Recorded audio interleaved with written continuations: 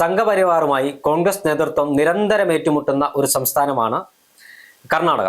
നേരത്തെ കർണാടക നിയമസഭാ തെരഞ്ഞെടുപ്പിന് മുന്നോടിയായി കോൺഗ്രസ് പറഞ്ഞൊരു കാര്യം, ഞങ്ങൾ അധികാരത്തിൽ വന്നാൽ ബജരംഗ് ദളിനെ നിരോധിക്കുമെന്ന്. ഒരു സംസ്ഥാനത്തും അത്തരത്തിൽ ഒരു പ്രഖ്യാപനം അല്ലെങ്കിൽ അത്തരത്തിൽ ഒരു പരാമർശം കോൺഗ്രസിന്റെ ഭാഗത്തുനിന്ന് ഉണ്ടായിട്ടില്ല. നിരന്തരം കോൺഗ്രസും BJPയും നേർക്കുനേർ ഏറ്റുമുട്ടുന്ന ഒരു സംസ്ഥാനം. സിദ്ധരാമയ്യ മുൻ മുഖ്യമന്ത്രി BJPയുടെ കടുത്ത വിരോധിയാണ്. അദ്ദേഹം BJPയെ നിരന്തരം കടുത്ത ഭാഷയിൽ വിമർശിക്കുന്ന ആളാണ്.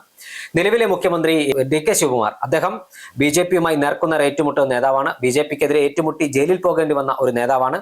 അതോടൊപ്പം തന്നെ കോൺഗ്രസിന്റെ ദേശീയ അധ്യക്ഷൻ മല്ലികാർജുൻ ഖാർഗെ കർണാടകക്കാരനാണ്. അദ്ദേഹത്തിന്റെ മകൻ പ്രിയങ്ക് ഖാർഗെ കർണാടകയിലെ ഒരു മന്ത്രിയാണ്, ആഭ്യന്തര വകുപ്പ് കൈകാര്യം ചെയ്യുന്ന മന്ത്രിയാണ്. പ്രിയങ്ക് ഖാർഗെ ഈ പുതിയ മന്ത്രിസഭ അധികാരമേറ്റപ്പോൾ ഒരു കാര്യം പറഞ്ഞു, രജിസ്ട്രേഷൻ ഇല്ലാത്ത സംഘടനയാണ് സംഘപരിവാർ RSS. ഈ RSSന്റെ രജിസ്ട്രേഷൻ അടക്കമുള്ള കാര്യങ്ങൾ മുഴുവൻ ഞങ്ങൾക്ക് തരണം, അല്ലെങ്കിൽ അതിന്റെ ഭരണഘടന ഉൾപ്പെടെയുള്ള കാര്യങ്ങൾ അറിയാനുള്ള ഇത് സർക്കാരിനുണ്ട്. അതുകൊണ്ട് RSSുമായി ബന്ധപ്പെട്ട മുഴുവൻ കാര്യങ്ങളും അറിയിക്കണമെന്ന് അവരുടെ നേതാക്കന്മാരോട് ആവശ്യപ്പെട്ടു. ഇതോടുകൂടി പ്രിയങ്ക് ഖാർഗെക്കെതിരെയും മല്ലികാർജുൻ ഖാർഗെക്കെതിരെയും വലിയ വിമർശനം, വലിയ ആക്ഷേപമാണ് BJP നേതൃത്വത്തിന്റെ ഭാഗത്തുനിന്നുണ്ടാകുന്നത്. ദളിത് സമുദായത്തിൽ നിന്നുള്ള ഒരു നേതാവാണ് പ്രിയങ്ക് ഖാർഗെയും അദ്ദേഹത്തിന്റെ പിതാവുമല്ല. ഈ മല്ലികാർജുൻ ഖാർഗെയുടെ ഒരു ചരിത്രമുണ്ട്. ദളിതരുടെ വിമോചന പോരാട്ടത്തിന്റെ ഭാഗമായി സ്വന്തം അമ്മയെ, ദളിതായി പിറന്നതിന്റെ പേരിൽ സ്വന്തം അമ്മയെ ചുട്ടുകൊന്ന ഒരു ചരിത്രമുണ്ട്. ആ അമ്മയുടെ മരണം കൺമുന്നിൽ കണ്ട ഒരു രാഷ്ട്രീയ നേതാവാണ് എപ്പോഴും മല്ലികാർജുൻ ഖാർഗെ. അദ്ദേഹത്തിന്റെ ഈ സംഘപരിവാർ വിരുദ്ധ പോരാട്ടങ്ങൾക്ക്, അല്ലെങ്കിൽ ഇത്തരത്തിൽ ജാതി മത വർണ്ണ വിരുദ്ധമായ പോരാട്ടങ്ങൾക്ക് ഊർജം പകരുന്നത് അദ്ദേഹത്തിന്റെ അമ്മയുടെ മരണമാണ് എന്ന കാര്യത്തിൽ ഒരു തർക്കവുമില്ല. ആ അമ്മയുടെ മകന്റെ ചോരയിൽ കോൺഗ്രസ് മാത്രമാണ് ലയിച്ചു ചേർന്നത് എന്ന കാര്യത്തിൽ തർക്കമില്ല. നിരന്തരം സംഘപരിവാറിനെ വെല്ലുവിളിക്കുന്ന നേതാവായ മല്ലികാർജുൻ ഖാർഗെയുടെ മകൻ പ്രിയങ്ക് ഖാർഗെ സംഘപരിവാറിനോട് നടത്തിയ ഒരു വെല്ലുവിളി, അല്ലെങ്കിൽ സംഘപരിവാറിനോട് രേഖകൾ ആവശ്യപ്പെട്ടതിൽ കുപിതനായി രമേശ് ജിഗജിന്നഗി എന്ന് പറയുന്ന BJPയുടെ MP, അദ്ദേഹം ഒരു ദളിത് സമുദായത്തിൽപ്പെട്ട ആളാണ്. അദ്ദേഹം പറഞ്ഞിരിക്കുന്നത്, ഒരു ദളിതൻ ആയ ഒരു വ്യക്തി സംഘപരിവാറിനെ വെല്ലുവിളിക്കാനായോ എന്ന്. ഏത് നൂറ്റാണ്ടിലാണ് ഈ BJP MP ജീവിക്കുന്നതെന്ന് നമുക്കറിയില്ല.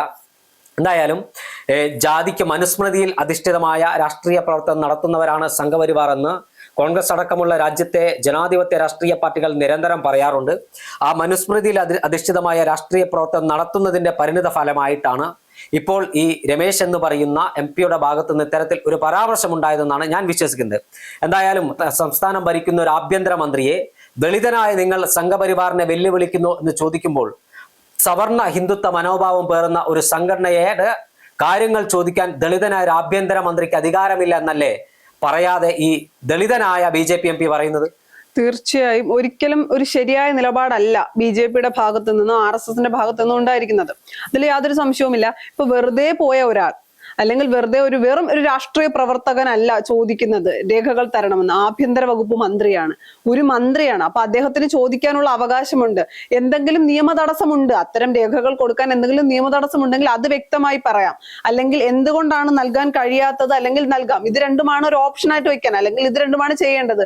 അതിനപ്പുറത്തേക്ക് ജാതി പരാമർശം നടത്തുക, അല്ലെങ്കിൽ ദളിതനാണ് എന്നതുകൊണ്ട്, ദളിതനായതുകൊണ്ട് തരില്ല, അല്ലെങ്കിൽ അവിടെ ജാതി പരാമർശിക്കേണ്ട ആവശ്യമില്ല, അല്ലെങ്കിൽ അവിടെ ജാതി പറയേണ്ട കാര്യമില്ല, എന്നിട്ടും എന്തിനാണ് അവിടെ ജാതി പറഞ്ഞത് എന്നൊരു ചോദ്യം നിലനിൽക്കുന്നുണ്ട്.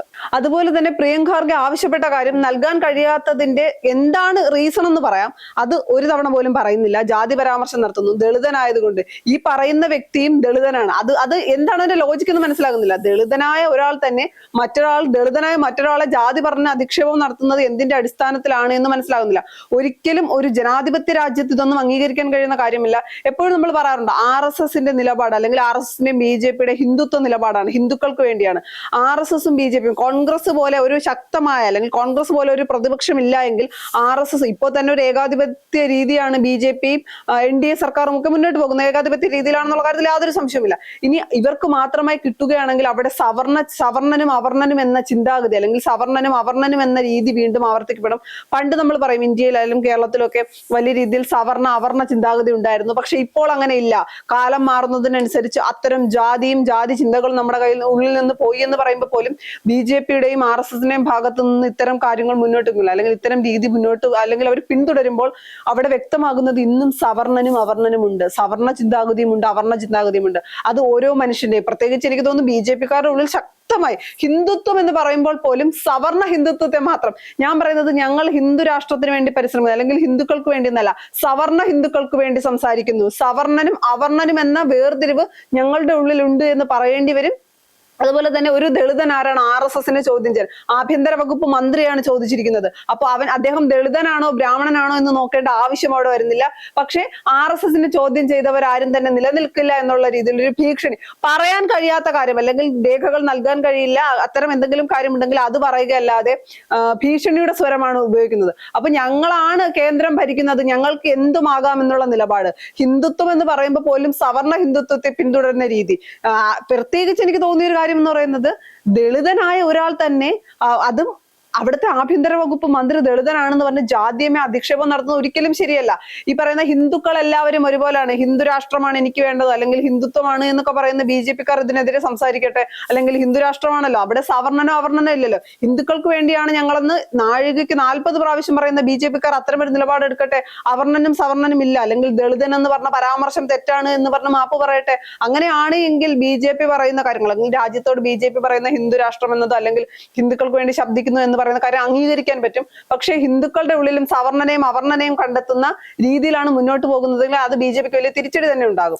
തീർച്ചയായും സംഘപരിവാർ നേതാക്കന്മാരുടെ മനസ്സിന്റെ അകത്തെ വിഷമാണ് ഇപ്പോൾ തുപ്പിയിരിക്കുന്നത്. അത് ഒരു ദളിതനായ MP-യെ കൊണ്ട് തുപ്പിച്ചതാണോ എന്നാണ് ഞാൻ സംശയിക്കുന്നത്. അദ്ദേഹം നേരത്തെ വിവാദത്തിൽപ്പെട്ട മനുഷ്യനാണ്. സംഘപരിവാറിലും അതല്ല RSSലും BJP-യിലും ഒക്കെ ജാതീയ വേർതിരിവുണ്ട് എന്ന് പറഞ്ഞ ആളുടെ ഭാഗത്തു നിന്നാണ് ഇത്തരത്തിൽ ഒരു പരാമർശം ഉണ്ടായിരിക്കുന്നത്. ഈ MP ഇന്ത്യൻ ഭരണഘടന അനുശാസിക്കുന്ന രൂപത്തിൽ പാർലമെന്റിനകത്ത് സത്യപ്രതിജ്ഞ ചെയ്ത ഒരു വ്യക്തിയാണെന്നാണ് ഞാൻ മനസ്സിലാക്കുന്നത്.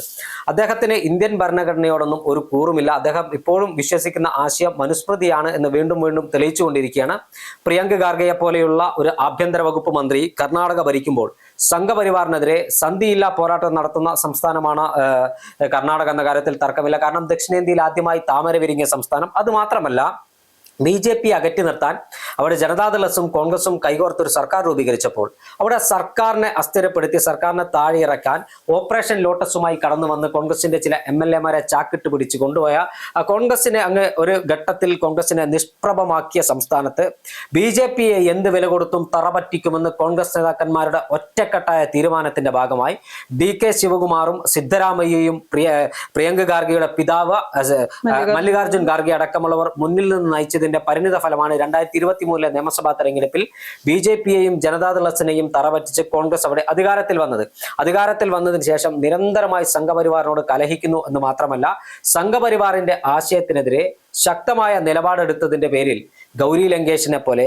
കൽബുർഗിയെ പോലെയുള്ള ആളുകൾക്ക് ജീവൻ നൽകേണ്ടി വന്ന സംസ്ഥാനത്തിനകത്ത് ഇന്നും സംഘപരിവാറിന്റെ ഗുണ്ടാ രാഷ്ട്രീയം, സംഘപരിവാറിന്റെ വിഭജന രാഷ്ട്രീയം, സംഘപരിവാറിന്റെ ഹൈന്ദവ തീവ്ര നിലപാടുകൾ ഇത് അനുവദിച്ചു തരാൻ സാധ്യമല്ല എന്ന് പറഞ്ഞ് കോൺഗ്രസ് ഭരിക്കുന്ന ഒരു സംസ്ഥാനമാണ്. ആ സംസ്ഥാനത്താണ് അതിന്റെ ആഭ്യന്തര വകുപ്പ് കൈകാര്യം ചെയ്യുന്ന ദളിതനായ പ്രിയങ്ക ഖാർഗെ എന്ന് പറയുന്ന മന്ത്രിയെ ജാതിയുടെ പേരിൽ അപമാനിക്കാൻ ശ്രമിക്കുന്നത്. ഇത് യാതൊരു കാരണവശാലും അംഗീകരിക്കാൻ കഴിയുന്നതല്ല. ഇതിനെതിരെ രാജ്യത്താകമാനം പ്രതിഷേധം ഉയർന്നു വരണം. സംഘപരിവാർ നേതാക്കന്മാരുടെ മനസ്സിന്റെ അകത്തളങ്ങളിലുള്ള ജാതീയ ചിന്തകളുടെ ഒരു പതിപ്പ് അല്ലെങ്കിൽ അത് വൊമിറ്റ് ചെയ്യുന്ന പണിയാണ് ഇപ്പോൾ രമേശ് ജിഗജിഗാനി എന്ന് പറയുന്ന MP-യുടെ ഭാഗത്തുനിന്ന് ഉണ്ടായിരിക്കുന്നത്. ഈ വിഷയത്തിൽ സംഘപരിവാറിന്റെ അല്ലെങ്കിൽ RSSന്റെ മോഹൻ ഭഗവത് അടക്കമുള്ള ആളുകൾക്ക്, അതായത് ദളിതനായ ഒരാൾ സംഘപരിവാറിനെ വിമർശിക്കരുത് എന്ന് പറഞ്ഞ MP-യാണോ മന്ത്രിയാണോ എന്നതൊക്കെ മാറ്റിവെക്കുക. ഒരു ദളിതന് സംഘപരിവാറിനെ വിമർശിക്കാൻ അധികാരമില്ല എന്ന് പറഞ്ഞ ഒരു സംഘപരിവാറുകാരന്റെ ചോദ്യത്തിന് അല്ലെങ്കിൽ അദ്ദേഹത്തിന്റെ ആ പ്രസ്താവനയ്ക്ക് മറുപടി പറയാനുള്ള ബാധ്യത മോഹൻ ഭാഗവത് അടക്കമുള്ളവർക്കുണ്ട്.